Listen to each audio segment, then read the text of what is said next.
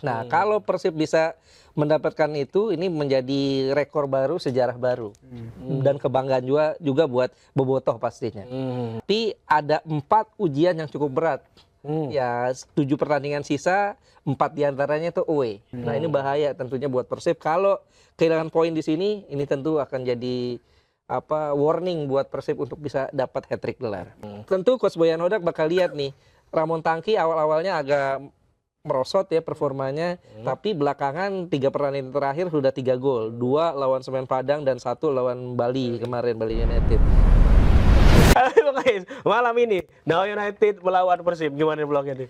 Ya, ini bisa dibilang 1 dari 4 uji kelayakan Persib ya untuk bisa jadi juara ketiga kali beruntun di musim ini. Setelah back to back champions, sekarang kan ada kans di depan mata mereka untuk meraih hat-trick. Dan kalau back to back champions dulu Bali United pernah. Nah, sementara kalau hat-trick juara belum ada yang pernah.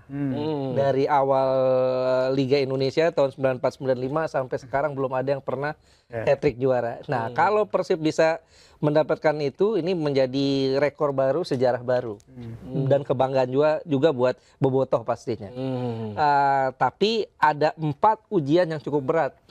Ya, 7 pertandingan sisa, 4 diantaranya itu away. Away-nya tuh berat-berat. 1 lawan Dewa United, kemudian mereka akan away lagi ke Lampung, Bayangkara Lampung FC ya, kemudian ke Persija ya, ke Jakarta, dan terakhir ke PSM Makassar. Ini 4 ujian yang berat, dan sekarang yang ujian pertama lawan Dewa United. Dewa United ya seperti yang Bur bilang tadi, ini tim yang anomali ya. Mereka dihuni oleh banyak pemain-pemain hebat, tapi kok merosot sampai di peringkat 8. Jauh sekali dari apa yang mereka dapatkan di musim lalu. Musim lalu peringkat 2 sisihnya hanya 8 Bur dari Persib Bandung. Nah, sekarang mereka ini mulai menunjukkan perform yang sudah mulai membaik, Dewa United ini. Setelah mereka tersingkir dari AFC Challenge League, mereka 3 pertandingan belum pernah kalah. Bahkan 2 laga terakhir selalu menang. Dan yang mereka kalahkan ini bukan tim kacang-kacangan ya. Terakhir mereka menang di kandang Malut ya, di Ternate. Ini artinya hasil yang cukup mengejutkan ya. Dan sebelumnya mereka juga mengalahkan PSM Yogyakarta, dan sebelumnya lagi mereka menahan imbang Persija di Jakarta. Artinya Dewa ini bisa jadi batu sandungan buat Persib di pertandingan malam ini, apalagi sekarang kan selisih poinnya tinggal 1 nih. Dengan Borneo ya. Ya, Borneo walaupun kita prediksi ini bisa terganjal di Makassar, di Parepare, di kandang PSM Makassar, ternyata mereka bisa comeback.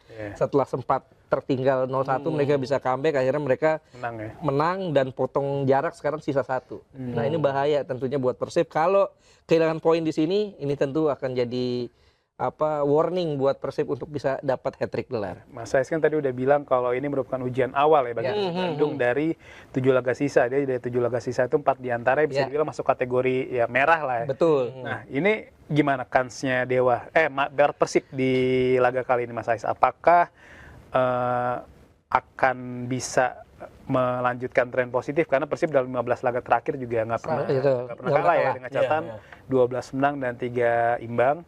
Selain itu juga ya Persib ya memang di laga tandang memang bukan yang terbaik, tapi memang nggak pernah kalah juga. Terakhir kali kalah kan lawan Malut ya. Betul. Saat itu kalah setelah tandang ke markasnya Lion City kalau nggak salah ya. Nah, gimana kan saya Mas Ais? Iya, terakhir kalah di bulan Desember ya, kalau nggak salah 15 Desember 2025 di kandang Malut United di Ternate, dan itu seperti yang Bur bilang, mereka baru saja menghadapi kalau nggak salah klub Thailand ya, waktu itu Bangkok ya. Bangkok United ya di AFC Champions League itu ya. ACL 2 ya. Iya, mereka masih dalam kondisi kelelahan lah. Kalau sekarang setelah kekalahan itu praktis di Super League, betul yang kata Bur bilang, 15 pertandingan Persib tidak pernah kalah. 12 kali menang, 3 kali seri. Ya 3 kali serinya itu salah satunya di kandang Persik ya. Kandang Persik, kandang Persebaya, dan di Samarinda ya. Di kandang Borneo FC. Nah, di Dewa United ini bagaimana kansnya? Nah, ini juga menjadi warning, karena pertemuan terakhir, kalau kita tidak melihat pertemuan musim lalu ya, karena pertemuan musim lalu kan beda nih timnya. tim Persib sudah jauh berbeda. Nah, pertemuan terakhir antara kedua tim ini di GBLA loh. Ini mainnya di GBLA. Persib hanya menang 1-0 dan itu pun gol penalti Andre Jong. Nah, ini jadi warning ya buat Coach Boyan Hodak. Tapi kalau kita lihat Coach Boyan Hodak ini pelatih yang bisa beradaptasi dengan cepat siapa lawannya. Ini bukan pelatih yang modal-modal Arsene Wenger ya. Siapapun lawannya yang mainnya begitu aja gitu. Kalau Coach Boyan Hodak ini pelatih yang bisa dikatakan cukup cerdas. Dia lihat siapa lawannya, kayak waktu lawan Bali United, ini tim lagi bagus-bagusnya kan. Tapi dia lihat tim analisisnya tuh jago banget kalau menurut saya.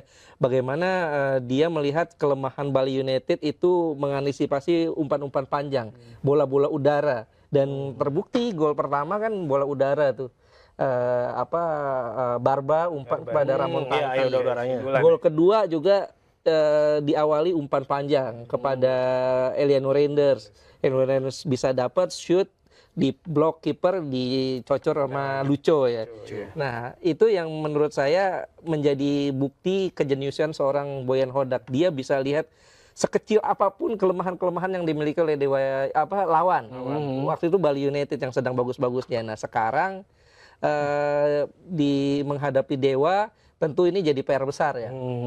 Pasti Dewa ada kelemahannya, terutama di lini pertahanan ya, karena kalau kita lihat belakang mereka ini relatif tidak terlalu punya speed ya. Seringkali kerepotan untuk mengantisipasi serangan-serangan balik cepat, transisinya kurang maksimal. Ini yang mungkin bisa dimaksimalkan oleh Persib untuk bisa dapat poin. Ada beberapa tim ya, Dewa juga home mereka nggak bagus sih. Ada 5 kali mereka kalah ya. Betul. Termasuk lawan Persija ya. PSM ya. Artinya kalau berkaca dari situ harusnya Persib bisa menang. Tapi kalau saya sih prediksi Persib menangnya marginnya kecil, tipis. Dramatis mungkin satu gol. Menang 1 gol atau berpotensi kehilangan poin di sini, berpotensi seri. Tapi Persib bakal main pragmatis nggak sih, karena kan kita tahu sendiri kita jarak cuma 1 poin, sisa 7 laga gitu kan. Yang penting menang deh gitu loh. Betul. Ya itulah Coach Boyan Hodak begitu, memang gayanya gaya pragmatis. Dia nggak peduli mau menang berapa banyak. Yang penting hasil ya. Yang penting hasil. Kan jangankan di laga away ya, di laga home aja kan kadang-kadang Persib menangnya cuma 1-0, 2-1 gitu. Jadi dia cenderung yang paling disorot ini adalah pertahanannya dulu.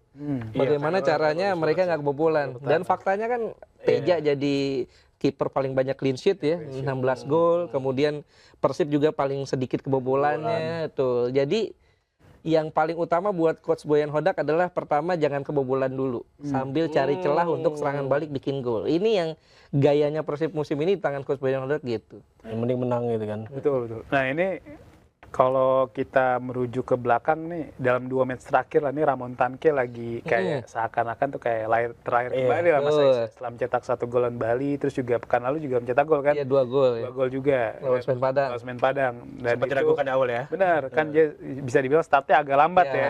Ramon Tanque yang mungkin diplot di awal tuh jadi striker andalan, tapi karena sempat cedera di awal musim, akhirnya kan William Barros sempat jadi target man, tapi ketika Andrew Jung masuk, akhirnya Barros digeser ke kanan. Nah, tapi ini pelan-pelan Ramon Tanque sudah menunjukkan kelasnya.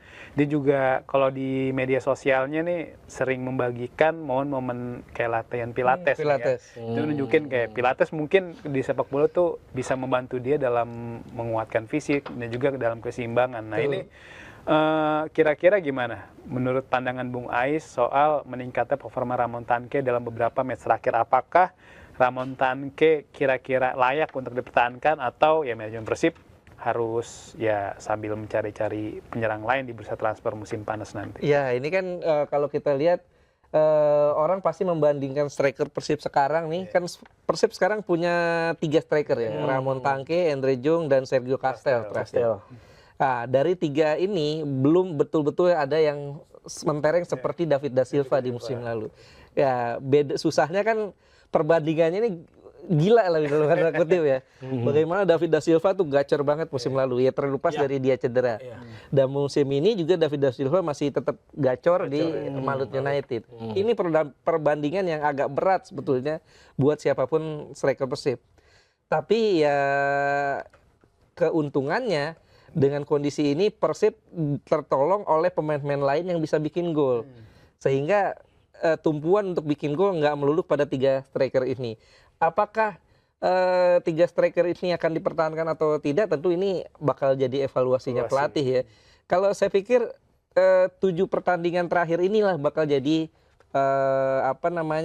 evaluasi yang tepat buat Ramon Tangki, buat Eden Rejung, dan juga buat Sergio Castel.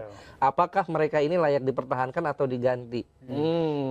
Tentu Coach Boyan Hodak bakal lihat nih, Ramon Tangki awal-awalnya agak merosot ya performanya, tapi belakangan 3 pertandingan terakhir sudah 3 gol, 2 lawan Semen Padang dan 1 lawan Bali kemarin, Bali United. Endre Jung juga begitu, dia sekarang sudah 10 gol ya, bahkan paling subur. Tadinya paling subur kan si William Barros, tapi kebalikannya William Barros justru belakangan malah bisa dibilang nggak perform ya.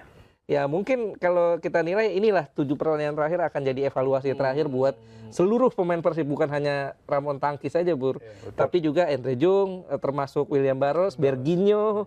Ini apakah mereka ini akan dipertahankan? Kalau pemain-pemain diaspora seperti Tom Hai, Elionor Reinders ini sih no debat, kayaknya aman. Tapi kalau betul, tapi pemain-pemain asing seperti Berginho, kemudian Endre Jung, Ramon Tangki, Sergio Castel, William Barros, ini bakal jadi catatan. Kalau di belakang sih kayaknya aman ya. Relatif aman. Julius Caesar, Matricardi, kalau Barba kemungkinan bakal pergi. Karena dari yang saya dengar ini perjanjiannya Barba bertahan sampai akhir musim. Dan dia akan pergi di akhir musim sampai Persib juara dulu. Ya mudah-mudahan juara. Sehingga di akhir musim mungkin Barba bakal pergi.